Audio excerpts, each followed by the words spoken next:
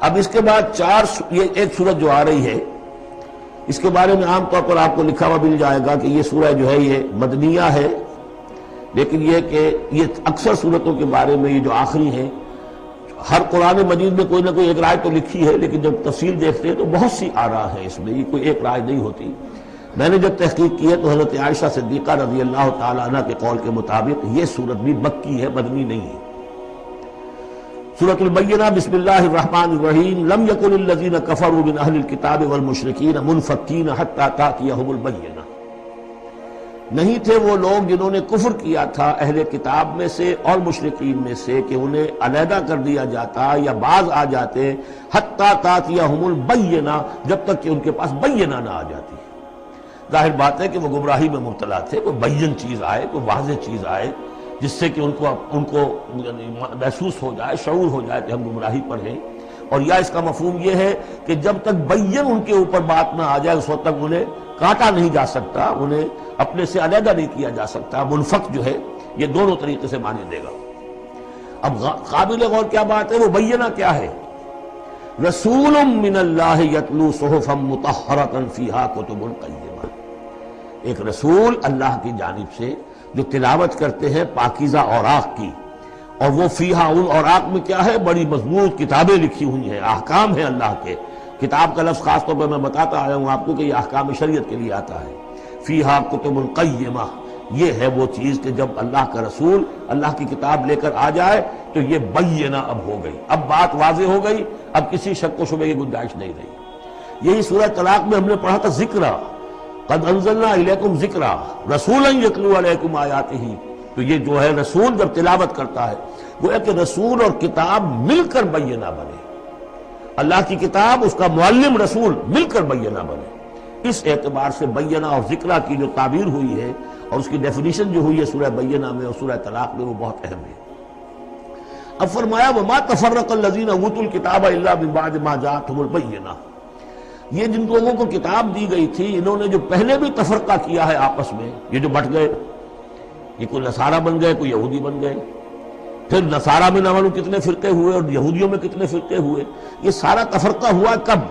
الا من بعد ما جاءتهم البینہ، مگر یہ کہ ان کے پاس بینہ آ چکی تھی، گویا کہ اس کے اب جرم کی وہ پورے طور پر اس کی سزا کے سزاوار ہو چکے۔ وما امروا، یہ آیت اس اعتبار سے بہت اہم ہے کہ دین کا پھر وہی خلاصہ جو ہم نے پڑھا تھا بہت ہی شد و بد کے ساتھ سورہ زمر میں، وہ پھر آ گیا۔ وما امروا الا لیعبدوا اللہ مخلصین لہ الدین حنفاء، اور انہیں حکم نہیں ہوا تھا مگر اس بات کا کہ بندگی کریں، پرستش کریں اللہ کی، لیکن اس کے لیے اپنی اطاعت کو خالص کرتے ہوئے۔ یہ نہیں کہ نماز تو اللہ کی پڑھ رہے ہیں لیکن یہ کہ اور کام اپنے نفس کی مرضی کے مطابق کر رہے ہیں، وہاں اللہ کے حکم کو ٹھکرا دیا ہے۔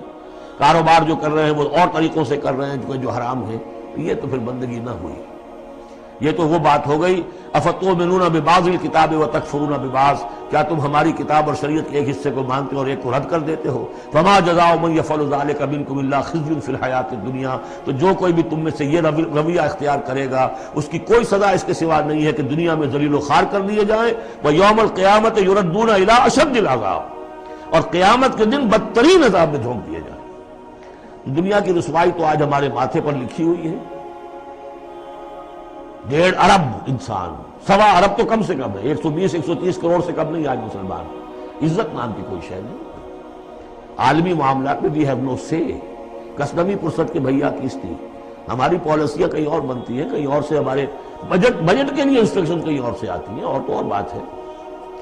تو وما امروا الا لیعبدوا اللہ مخلصین لہ الدین حنفاء، یکسو ہو کر پوری زندگی اللہ کے قانون کے تحت ہوگی تو پھر عبادت قبول ہوگی، ورنہ یہ جو ہے کہ کچھ اللہ کو دو اور کچھ قیصر والا قیصر کو دو، خدا والا خدا کو دو، یہ اسلام میں قابل قبول نہیں۔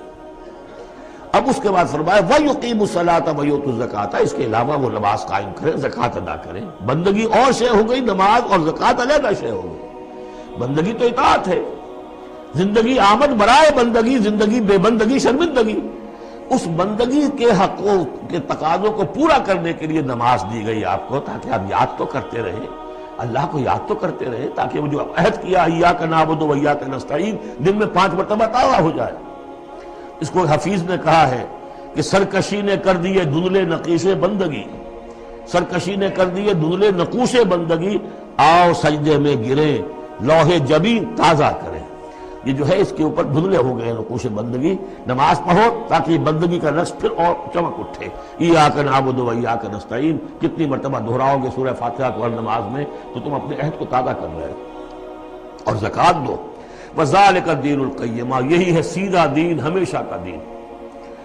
ان الذین کفروا من اہل الکتاب والمشرکین، بے شک وہ لوگ جنہوں نے کفر کی روش اختیار کی، خواہ وہ اہل کتاب میں سے تھے یہود اور نصارہ، والمشرکین خواہ وہ مشرکین میں سے تھے، فی نار جہنم خالدین فیہا، وہ ہوں گے جہنم کی آگ میں، اس میں ہمیشہ ہمیشہ رہیں گے۔ اولئک ہم شر البریہ، یہ یقیناً بدترین خلائق ہے۔ ان الذین آمنوا وعملوا الصالحات، اس کے برعکس وہ لوگ جو ایمان لائے جنہوں نے نیک عمل کیے، اولئک ہم خیر البریہ، یہ بہترین خلائق ہے۔ اللہم ربنا اجعلنا منہم، اللہ تعالی ہمیں ان میں شامل ہونے کی توفیق عطا فرمائے۔ جزاؤہم عند ربہم جنات عدن تجری من تحتہا الانہار خالدین فیہا ابدا، ان کا بدلہ ہوگا ان کے رب کے پاس وہ باغات، رہنے والے باغات، ریزیڈنشل گارڈنز، جن کے دامن میں ندیاں بہتی ہوں گی اور جس میں وہ رہیں گے ہمیشہ ہمیش ہمیشہ ہمیش۔ یہ مقام اور ایک سورہ تغابن جو ہم نے پڑھی تھی، اس وقت میں نے وہ بات کا تذکرہ نہیں کیا تھا۔ دو مقامات قرآن مجید کے ایسے ہیں جہاں جو سائملٹینیس کنٹراسٹ ہے وہ یہ ہے کہ جہنم کے لیے صرف خالدین فیہا آیا ہے اور جنت کے لیے خالدین فیہا ابدا، تو یقیناً کوئی نہ کوئی فرق ہے۔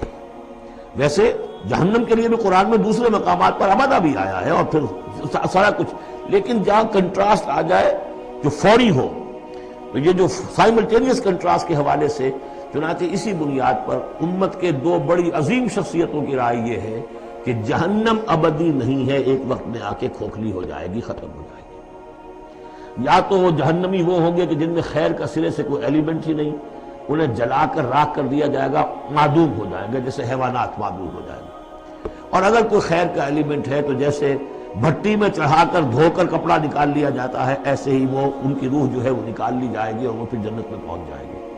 لیکن یہ عام اہل سنت کا عقیدہ نہیں ہے، یہ نوٹ کر لیجئے، کہیں آپ مجھے میرے خلاف کوئی فتوی نہ آپ کروا دیں، لیکن یہ ہے کہ دو افراد ہیں جو بہت عظیم ہیں۔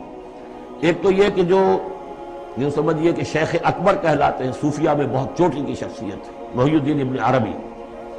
دوسرے وہ شخص کہ جو ہر اعتبار سے محی الدین ابن عربی سے بہت شدید اختلاف کرتے ہیں، بہت شدید اختلاف، امام ابن تیمیہ، اور جو یوں سمجھیے کہ سلفی جو المسلک جو لوگ بھی ہیں دنیا میں، ان کے نزدیک سب سے بڑے امام جو ہے، سب سے بڑے عالم وہ امام ابن تیمیہ ہے رحمۃ اللہ علیہ، ان کی رائے بھی یہی ہے۔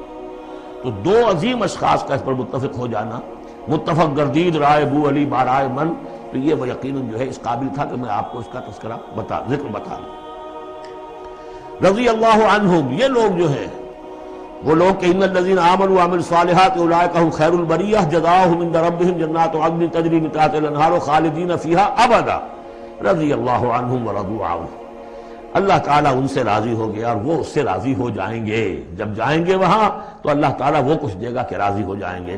ذالک لمن خشی ربہ، یہ ان کے لیے ہے جو اپنے رب سے ڈرتے رہے۔ اللہم ربنا اجعلنا منہم، اللہم ربنا اجعلنا منہم۔